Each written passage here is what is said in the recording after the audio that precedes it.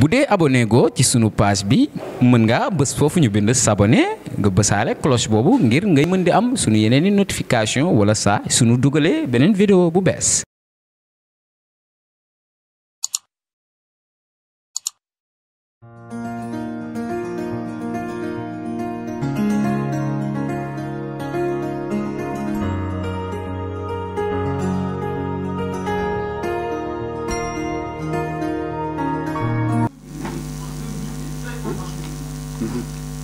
Je vous comprends. Vous savez, lorsqu'on fait un point de presse et qu'on annonce les idées, parfois nous laissons la liberté à chacun parce que, suivant ses sensibilités comme il le ressent. Nous sommes habitués, chacun prend un peu de ce qui va. Et il est très difficile pour un sujet aussi délicat parfois de vouloir en 2 minutes donner une position et l'expliquer en même temps. Mais ce qu'on peut retenir, c'est qu'en fait, la plateforme d'action et d'échange de Saint-Louis, de par ses actions quotidiennes, a toujours essayé de réfléchir avec les Saint-Louisiens, mais aussi pour qu'on prenne des positions qui puissent refléter la véritable volonté des Saint-Louisiens. Mais nous ne sommes pas toujours arrêtés là parce que vous avez vu toutes les actions que nous avons toujours menées pour parfois soulager la souffrance des Saint-Louisiens ou même être à leur côté. Le problème du stade Maître Babacar Seye est un problème qui dépasse l'aspect sportif. Il y a l'aspect sociologique, l'aspect culturel, parce qu'en définitive, ce stade est le symbole, est un symbole pour Saint-Louis. C'est un patrimoine pour Saint-Louis que nous partageons avec tout le département de Saint-Louis, pas uniquement avec la commune de Saint-Louis. Donc même les autres départements ont leur mot à dire par rapport à cet avenir parce qu'en fait, depuis toujours, le stade Maître Babacar Seye était un stade régional et maintenant on est parti de la région vers le département. Donc, en principe, ce stade devait revenir au département. Et je vous dis que le président du conseil départemental a posé la question, a demandé la demande, a fait la demande jusqu'à présent auprès du ministère du sport et ça n'a pas connu suite. Si ça n'a pas connu suite et que ce soit maintenant le maire de Saint-Louis qui puisse parler du stade Maître Babacar Seye, ça signifie ipso facto que dans une certaine mesure que le président du conseil départemental a été dessaisi. Et c'est désolant parce que le stade Babacar Seye n'était pas uniquement pour la commune de Saint-Louis, mais c'était pour tout le département et ce serait fâcheux pour le département de Saint-Louis dans la mesure où dans tous les autres départements, n'est-ce pas, les stades qui étaient des stades régionaux sont devenus patrimoine du département. Maintenant, la question qui se pose et qui est importante, délocaliser ou ne pas délocaliser. Ce qui est sûr, c'est qu'on aurait pu nous dire, par rapport à tout ce qui s'est passé, quel est.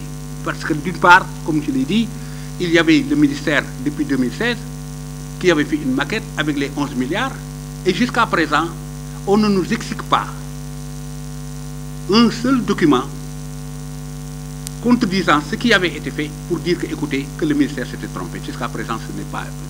Sinon, on nous annonce uniquement que ce sont des personnes bon teint, des Saint-Louisiens bon teint, comme s'il y avait des Saint-Louisiens mal teints, pour dire qu'ils sont venus le voir sans nous dire le pourquoi. Le président Macky Sall veut nous faire un stade omnisport. Le lieu est choisi et c'est ailleurs.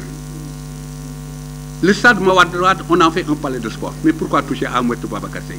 Nos équipes n'ont pas la possibilité même d'aller ailleurs. Parce que ici, c'est au centre de la ville. Et jusqu'à présent, nous sommes nés à Saint-Louis, il n'y a jamais eu de problème. Donc à partir de ce moment, qu'on nous dise autre chose. Mais nous pensons que ce qu'on veut du stade Maître Babacar Seye, le centre d'affaires, ceux qui sont derrière ce centre d'affaires, ce qu'on appelle ces personnes ressources, en définitive, je pense que les personnes ressources, nous tous, Saint-Louis, tout le monde est partie ressources. C'est la parole des Saint-Louisiens qui est la parole de la personne ressource. Malheureusement, ceci n'a pas été fait. On nous dit qu'on va mettre un centre d'affaires. Quel centre d'affaires?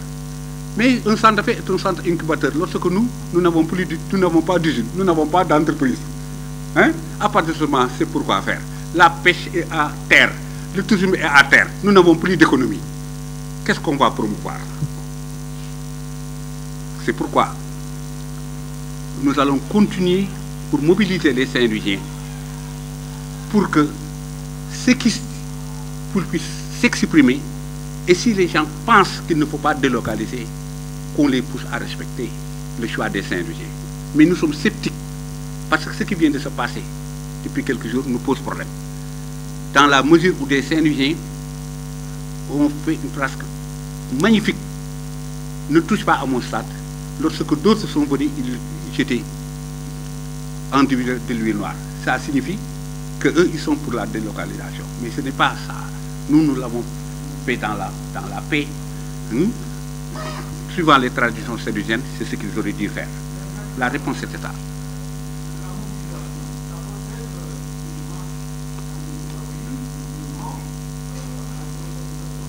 Nous allons commencer d'abord samedi par l'Assemblée générale. Par l'Assemblée générale. Et vous nous permettez, puisque ce sont en définitive les Saint-Louisiens que nous leur demandons leur avis, ils seront habilités à nous dire la stratégie à adopter. Mais ce qui est sûr, c'est qu'en définitive, ce qui sera proposé, parce que nous y pensons, c'est en définitive signer une large pétition des Saint-Louisiens d'ici et d'ailleurs, une large pétition. Et une fois que la position des Saint-Louisiens sera de ne pas délocaliser, et si on persiste, s'il faut faire une marche, nous marcherons. Et si on doit tirer sur nos cadavres, on les tirera. Parce que Saint-Louis vaut tous les sacrifices.